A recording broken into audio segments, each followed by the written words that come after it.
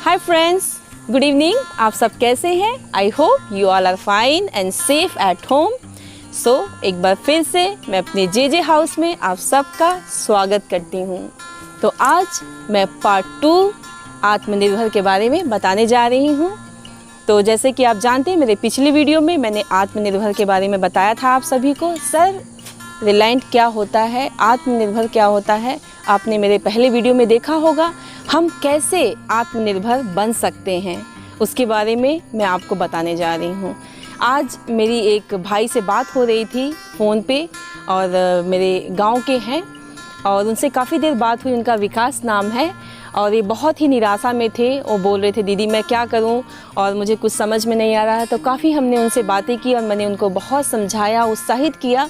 उसके बाद उन्होंने ये डिसीज़न लिया कि उन्होंने अपना एक फास्ट फूड का एक स्टॉल खोलने वाले हैं। तो मैं उनको बधाई देना चाहती हूँ कि परमेश्वर उनके जीवन में कार्य कर रहा है, उनकी मदद करेगा। अरे 2-3 दिन हो रहे हैं, एक न्यूज़ वायरल हुआ था, आप सब देखे होंगे न्यूज़ में, बाबा का ढाबा जो ये दिल्ली में है। तो आप सब जानते हैं कि बहुत ही वायरल हुआ हमारे जो बाबा का ढाबा है। तो इनके बारे में मैं आपको बताना चाहती हूँ। जब मैं ये न्यूज़ देख रही थी तो मेरे दिमाग में आया कि क्यों ना एक बार फिर से मैं आपको बताऊं। और आप सब जानते हैं यार, बहुत भाई होंगे, बहन होंगे, उनके पास टीवी नहीं होगा, या ये न्यूज़ नहीं पहुंच पाया होगा किसी तरीके से, या कोई काम में बिजी होगा तो ये न्यूज़ नहीं पहुंच पाया होगा। तो इसलिए मैं ये वीडियो बना रही हूँ आत्मनिर्भर के बारे में। जब कांता प्रसाद 21 साल के हुए और अपनी परिवार के साथ वो दिल्ली की तरफ निकल गए, एक काम की तलाश में, एक अच्छा जीवन जीने के लिए, एक अच्छा भविष्य के लिए वो दिल्ली की तरफ गए, ताकि वहाँ पे अपने बच्चों को, अपनी पत्नी को एक अच्छा जीवन दे सकें। प्रियो, ये आप जानते हैं कि यमुना के किनारे, आप सभी जानते हैं कि दिल्ली में जो रहते हैं, यमुना के किनारे वो बस गए। और वहाँ पे सोचो कि कोई यूपी से गया हुआ इंसान किस तरीके से अपने जीवन को जिया होगा, और एक जो यमुना का किनारा था, किस तरीके से उन्होंने अपनी झुग्गी झोपड़ी लगाई होगी, कितना कष्ट सहा होगा अपने जीवन में। और उन्होंने क्या किया, एक ठेले पे फल की दुकान खोल दी। काफ़ी दिनों तक फल का दुकान उन्होंने संभाला, चलाया। उससे अपने बच्चों को, 3 बच्चों को उन्होंने परवरिश की और उनके लिए सब कुछ किया और बड़ा किया उनको। तो जब बच्चे बड़े हो गए तो उन्होंने सोचा कि क्यों ना और कुछ अच्छा काम किया जाए। तब उन्होंने अपनी ये जो बाबा का ढाबा है शुरुआत किया। आप सब जानते हैं कि जो व्यक्ति एक बाहर देश से आया, उसको रहने के लिए, खाने के लिए कितनी कष्ट उठाया होगा, उसने कितनी परेशानियां झेली होंगी अपनी ज़िंदगी में। आप सोच सकते हैं उस व्यक्ति को। जैसे कि मैं बात कर रही थी कि जो कांता प्रसाद जी थे, उन्होंने एक बाबा का ढाबा खोला और उससे उनका रोजी रोटी चल जाता था और खाने भर के लिए हो जाता था। लेकिन अचानक से लॉकडाउन आ गया, बहुत पेंडेमिक हो गया, बहुत सारी दिक्कतें, परेशानियां आ गई और उनका बिजनेस जो ठप पड़ गया। जो छोटा सा एक बिजनेस था वो ठप पड़ गया और बहुत सारी दिक्कतें उनके जीवन में आने लगी, बहुत परेशानियां। उनके 3 बच्चे थे, कोई उनका मदद नहीं किया और कोई उनका हेल्प नहीं किया। दोनों दंपत्ति जो थे बड़ी ही समस्या में पड़ गए। लेकिन प्रियो, धीमे धीमे जैसे लॉकडाउन खुला, उन्होंने फिर से अपना बिजनेस शुरू किया, फिर से उसको चला रहे थे। लेकिन पूरे दिन भर में वो सिर्फ बहुत ही थोड़े पैसे का बिजनेस कर पाते थे, 60, 70, 80 रुपए का। उससे सोचिए कि आज के ज़माने में क्या मिलता है। लेकिन भला हो इस इंसान का, भला हो उस इंसान का जिसने उनकी कहानी सुनी, उनके बारे में जाना, उनके साथ बैठा, उनके दुखों में भागी हुआ और उसने इस न्यूज़ को पूरी दुनिया में फैला दिया, पूरे भारत में फैला दिया। कांता प्रसाद को भी ये बात पता नहीं थी। जब वो सुबह अपना ढाबा खोले तो देखे कि बड़े बड़े लोग, बड़ी बड़ी गाड़ियाँ, इतनी भीड़ लगी उनकी दुकान के सामने, उनके ढाबे के सामने, कि लोगों की लाइन लग गई और वो विश्वास ही नहीं कर पाए कि इतनी सारे कस्टमर कहाँ से आ गए। सोचिए, जब परमेश्वर देता है ना तो छप्पड़ फाड़ के देता है कि हम कहीं रख भी नहीं पाते हैं। तो इसीलिए अपने आत्मनिर्भर को हमेशा बनाए रखिए। आज नहीं तो कल परमेश्वर आशीष देगा। प्रियो, इस कहानी के द्वारा सीख ले सकते हैं अपने जीवन में। कि कभी भी अपने आशा को, अपने आत्मनिर्भर को कभी कम नहीं होने देना है। उसके बाद आपको सब बातें मालूम है कि उनके जीवन में बहुत खुशियाँ आ गई। आज लोग कस्टमर हैं, उनको पूरी दुनिया में सब लोग जानते हैं उनके बारे में, और उनकी कहानियाँ लोग बता रहे हैं। आज वही वजह है कि ये कहानी मैं आप लोगों को, उनकी कहानी मैं आप लोगों को बता रही हूँ। मुझे बहुत ही खुशी मिलती है कि एक बुज़ुर्ग 80 साल का बूढ़ा, दोनों दंपत्ति मिलके इस छोटे से ढाबे को चलाते हैं। जब कोई मदद करने वाला नहीं था, परमेश्वर ने अपने दूत को भेजा वहाँ पे, उस प्रियजन को भेजा ताकि उनके दुखों में उनका भागी बन सके। आज परमेश्वर उनके साथ है और उनको बहुत आशीष दिया है। कांता प्रसाद जी बोले, एक दिन में पूरा हुआ 30 सालों का सपना। वो बिलीव नहीं कर पा रहे थे। उन्होंने कहा, मैंने अपने सपने को सच होते देखा। हो सकता है उसमें उनका 30 साल लग गया, 40 हो गया, 50 हो गया, आज वो 80 साल के हैं, लेकिन ऊपर वाले ने उनके सपने को साकार कर दिया। ये 30 सालों का जो कठिन सफ़र था उनका, आप देखते हैं कि गुरुवार का दिन था और सुबह उनकी दुकान के सामने जो ढाबा था, लोगों की लाइन लगी थी और उनके 30 सालों का सपना एक दिन में पूरा हो गया।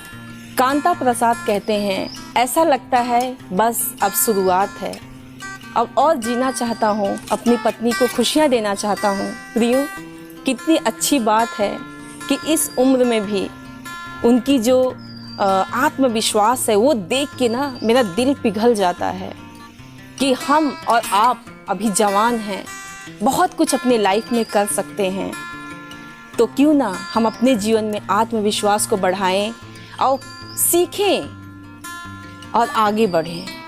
प्रियो, आप जानते हैं कि मैंने एक बहुत शॉर्ट में स्टोरी बताई, बहुत बड़ी कहानी है उनकी, और उनके जीवन से मैं यही आपको बताना चाहती हूँ कि अपने जीवन में कभी भी निराश नहीं होना है। हो सकता है उनके जो ये ढाबे का 30 साल का सफ़र था बहुत ही कठिन होगा। हम सोच भी नहीं सकते कि उनके लाइफ में क्या बीता होगा। जो व्यक्ति सिर्फ एक चीज़ पे आधारित हो, उसी से उसकी रोजी रोटी चलती हो, परिवार चलता हो, और उसके लाइफ में कोई आशा नहीं है, अपनी शहर से दूर शहर में जाके बसा है, उसके लिए सिर्फ वही एक रोजी रोटी का सहारा है। तो मैं यही बोलना चाहती हूँ कि उनके जीवन से हम ये प्रेरणा लेना है कि कैसे हम आगे बढ़ना है, अपने आत्मनिर्भर को बहुत मजबूत बनाना है, कभी भी हार नहीं मानना है, हमेशा आगे बढ़ते रहना है। जब परमेश्वर देगा तो आप विश्वास भी नहीं कर पाओगे। तो प्रियो, मैं यही कहना चाहती हूँ कि अपने आत्मविश्वास को प्रतिदिन बढ़ाते रहिए और जो काम कर रहे हैं उसमें लगन के साथ बने रहिए। ऐसा एक समय आएगा, ऐसा एक मिनट आएगा, ऐसा एक दिन आएगा कि ऐसे चुटकियों में परमेश्वर आपको उठा देगा और आप देखते रह जाएंगे, आपको बिलीव नहीं होगा कि कैसे हो गया, जादू के जैसे। दोस्तों, तो मैं यही बोल रही हूँ कि ये जो समय है बहुत ही कठिन का है, आपके लिए भी मेरे लिए भी। तो इसमें हमें क्या करना है, अपने आत्मविश्वास को बनाए रखना है। अगर हमें आत्मविश्वास हमारे जीवन में है तो हम कोई भी काम क्यों ना करें। जैसे हम देख सकते हैं हमारे कांता प्रसाद जी का, उन्होंने अपने जीवन में आगे बढ़ते रहे। हो सकता है कि इस लॉकडाउन में और इस पैंडेमिक में वो हताश होके, निराश होके कहीं चले गए होते और कुछ न आज उनके पास नहीं होता, लेकिन वो कभी भी हार नहीं माने, कभी निराश नहीं हुए, अपने आत्मविश्वास को बनाए रखा उन्होंने, अपने आत्मनिर्भर बनाए रखा उन्होंने। और हम देख सकते हैं कि आज उनको परमेश्वर ने, ऊपर वाले ने कितनी आशीष दे दी। तो इसी तरीके से हम अपने कामों में कभी भी निराश नहीं होना है, आगे बढ़ते रहना है और उसमें लगन के साथ काम करना है, तभी हम अपने मुकाम तक पहुंच पाएंगे। तो प्रियो, मैं आपको आत्मनिर्भर के बारे में ही बता रही थी। मैं आपको एक कहानी बताती हूँ, ये सच्ची कहानी है बहन शकुंतला की। वो बहुत ही स्ट्रॉन्ग है, बहुत ही मजबूत है। और मैं बहन शकुंतला के बारे में आपको बताना चाहती हूँ। वो स्कूल में काम करती थी, 15 साल तक उन्होंने काम किया। अचानक से क्या हुआ, ये पैंडेमिक आ गई, समस्या आ गया, लोगों के पास पैसे नहीं हैं, इसीलिए स्कूल बंद हो गया उसके बाद हम देखते हैं कि काफ़ी महीने तक वो काफ़ी निराश में चली गई, बड़ी परेशान थी। और उनसे मेरी बातचीत हुई और मैंने उनको काफ़ी उत्साहित किया और मैंने उनको कहा कि एक दुकान खोल लें, और उस पर वो राज़ी हो गई। पहले तो उन्होंने सोचा कि मैं कैसे करूं, क्योंकि एक टीचर, और उसके बाद उनका काम चला गया। हम जानते हैं कि जिस प्रोफेशन में हम रहते हैं वो प्रोफेशन दूसरे कामों में फिर से जाना कितना मुश्किल होता है। हो सकता है आपको पता होगा इसके बारे में कि कोई एक काम हम 15 साल से कर रहे हैं, उस काम को हम तुरंत छोड़ के दूसरे कामों में चले जाएं और फिर से एक नई तरीके से शुरू करें, कितनी कठिन की बात है ये। वो बहन बहुत ही हताश हो गई, बहुत ही निराश हो गई, लेकिन हमसे बातें हुआ उनका, मैंने काफ़ी उनको उत्साहित किया। मैंने बोला कभी भी घबराइए नहीं, परेशान मत होइए, आपके लिए ऊपर वाला रास्ता खोलेगा। और आज उन्होंने डिसीज़न लिया कि एक वो दुकान खोलें कॉस्मेटिक का। उनका दुकान भी खुल गया है और बहुत ही खुश हैं वो अपने जीवन में। प्रियो, मैं आपके बीच में आत्मनिर्भर पे एक उदाहरण देना चाहती हूँ। उम्मीद या क्यों किसी से, उम्मीद या क्यों किसी से, देश हित में यह कदम उठाया है, देश हित में यह कदम उठाया है। भारत को आत्मनिर्भर देश बनाना है, भारत को आत्मनिर्भर देश बनाना है।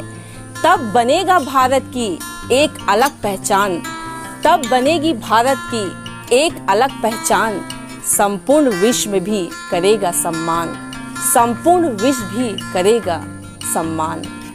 प्रियो, अगर मेरा ये वीडियो आपको अच्छा लगा हो तो प्लीज़ आप लोग लाइक कीजिए, सब्सक्राइब कीजिए, शेयर कीजिए अपने दोस्तों के साथ और दूसरों के जीवन में खुशियाँ लाइए।